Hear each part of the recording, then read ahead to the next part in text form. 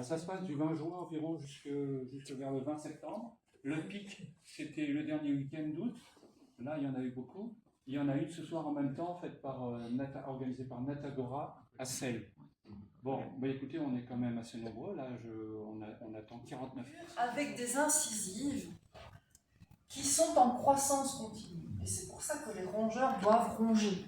S'ils ne rongent pas, les incisives inférieures vont percer le crâne.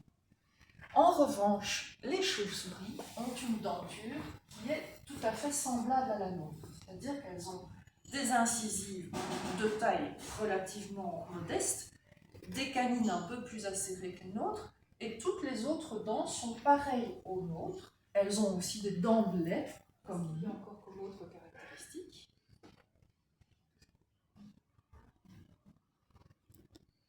Oui, des poils.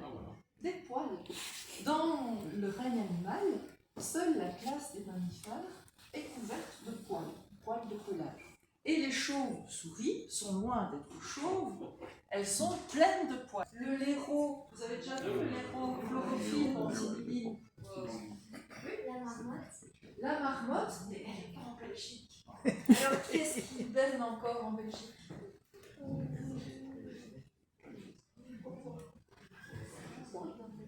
Une bonne question. Ah non, c'est un faux hibernant aussi. Le laireau, le loir, le muscardin, le hérisson. Est-ce qu'il y en a un autre? Il n'y en a pas d'autre. Les papillons citron, par exemple. Ils hivernent. Ils hivernent. Ils n'hibernent pas. S'il fait beau, il faut faire plutôt. Quelle est la différence Pas des entre mammifères, hiverner quand et même. hiberner? Non, c'est pas le Qu'est-ce qu'il y a?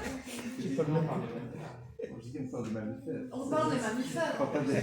Mais donc, il y a, vous avez entendu, j'ai parlé de faux hibernants. Oui. Parce qu'ils dorment que l'hiver. Voilà, ceux qui hibernent, ils dorment vraiment. Alors, en quoi ça consiste l'hibernation? C'est pas tout à fait dormir quand même, vous allez comprendre pourquoi. Oui, il y a 5 mois pour devenir adulte. Tous les chauves-souriceaux des 24 espèces de Belgique, ils naissent au mois de juin. Les grandes espèces, elles naissent début juin, et les petites espèces, elles naissent 10 jours plus tard environ. Et donc, juin, il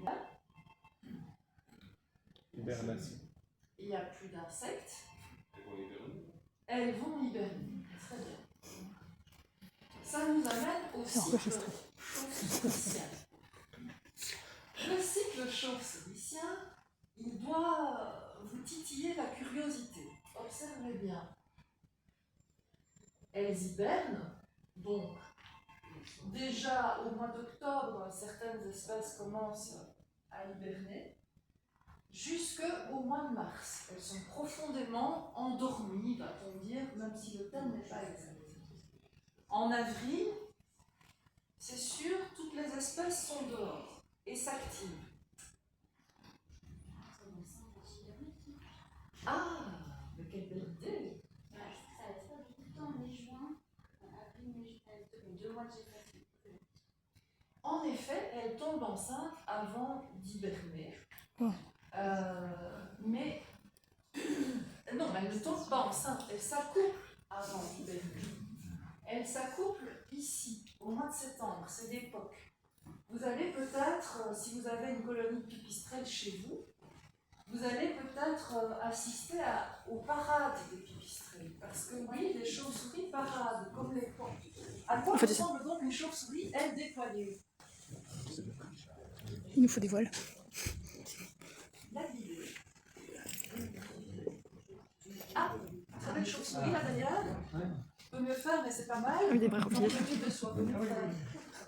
Il faudra revenir au stage, hein, mon cher. Mais je vois une très jolie chauve-souris ici. Est-ce que tu veux bien venir nous montrer comment tu fais? Tu veux bien montrer? Non. Ben, grand rhinolophe, venez ici. Je connaissais pas cette posture du yoga, le grand rhinolophe. Non, où est grand rhinolophe? Il est là. Non, c'était mieux tout à l'heure. Les bras un peu plus bas. Oh, mais vous êtes tous assis. Allez, debout. La corville, la posture. Ah, très jolie, très jolie. Je sais plus ce que j'ai. Alors, Voilà, alors, on récapitule. On a 2 bras, 2 jambes, 5 doigts, comme les chauves-souris. Vous cassez le coude vers le bas, vous cassez le poignet avec les mains vers le bas. Vous imaginez, pour un petit effort, que vos doigts sont presque aussi longs et arrivent à vos chevilles. Imaginez ça, sauf le pouce, que vous gardez comme des pouces d'autostoppage. Vous sentez ça? Vous avez une petite griffe sur ce pouce, on reste bien dans la position. Vous avez une petite griffe sur le pouce, vous n'en avez pas aux autres doigts. Mais par contre, sur les autres doigts, vous avez cette fameuse membrane alaire. Alaire en anglais. Très très souple, faite de peau. Donc tous vos doigts sont reliés, vous sentez ça? Et c'est relié à vos chevilles.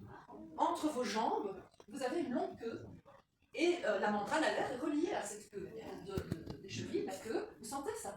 Très bien. Alors maintenant, il ne vous reste plus qu'à voler comme les chauves-souris. C'est-à-dire, comme si vous C'est bon, aviez c'est ça. papillon. Ah oui, bah, ça fait les épaules, hein, c'est sûr qu'on est bien après ça. Et on bascule vers ça, je vous en prie, parce que sinon ça ne marche pas. Alors, il vous reste maintenant, attention, parce que c'est compliqué, à crier le plus fort que vous pouvez, c'est-à-dire à l'intensité d'une sirène d'ambulance, mais Ah oui, quand en même. ultrason. Donc, vous gardez en permanence pendant le vol votre bouche ouverte Ah oui. pour pouvoir capturer à la fois. Ah oui, en plus, capturer les insectes, et en donc tu même manges temps, et tu- doubler vos insectes. Oh, vache. Alors, c'est pas tout, on maintient la position. Vous avez maintenant à faire les pieds de chauve-souris. Oh là. Oui, suivant. Faut tourner Mais la vous fille. avez remarqué la subtilité? Ils sont à l'envers. Ils sont placés en 4 pieds, votre chance, et le genou aussi. Ah oui. Ainsi que le On est- féminin. Oh la vache. Et traversé par C'est démembré. Voilà. Les espèces, pour autant qu'on soit parfois assez proche pour certaines, et ou qu'elles ne soient pas trop éloignées du boîtier. Donc les espèces qui volent très haut, en mode avion, les noctules, les sérotynes qui volent haut aussi,